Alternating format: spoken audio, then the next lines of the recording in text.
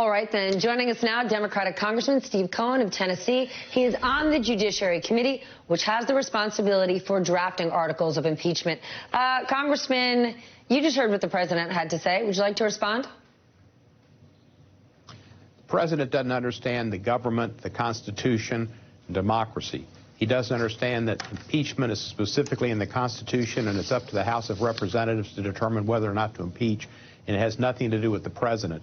He should not be able to decide or take action based on his opinion that it's not a lawful impeachment. For him to not send testimony, officials to testify, documents that have been subpoenaed to the committee, which he's done, is contempt of Congress. And that's what Nixon did. And that's an article in itself. He doesn't have that right. Only in a totalitarian government, only in a dictatorship, authoritarian government, does the king or the absolute ruler be able to say, no, this will not happen.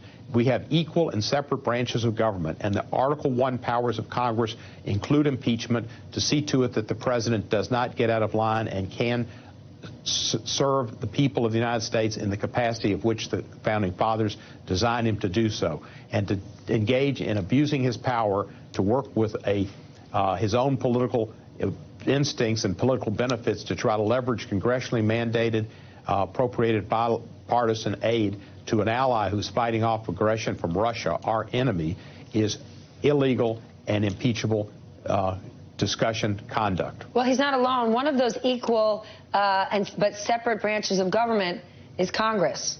Do you actually think any Republican member of Congress listened for the last 2 weeks and have changed their position? Well, it was really sad to see Will Hurd, who I have had respect for, and who has no political reason not to follow the truth and his oath, to say he didn't see an impeachable offense.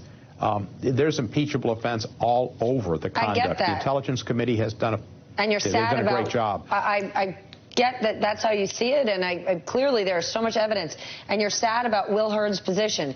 But given that that's how Will Hurd, who's leaving office, sees it, do you believe these last 2 weeks were impactful in terms of possibly impacting Republican members of the Senate?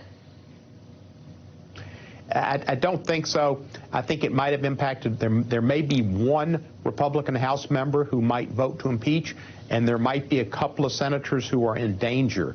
The McSallys, the Cory Gardners, the Susan Collinses, the Tillises. They're on hot seats, possibly even Joni Ernst. But it could have influenced them. But the reality is most of them have bought the Trump party. They're no longer the party of Dwight Eisenhower or even Ronald Reagan, and certainly not the Bushes.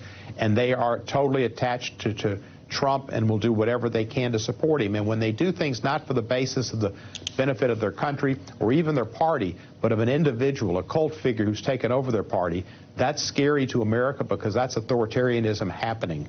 They're not taking independent. Have you seen anything that we haven't? In the next the next step in this process is for the Judiciary Committee, which you sit on, to get the Intelligence Committee's report on their findings. Have you heard when that report might come?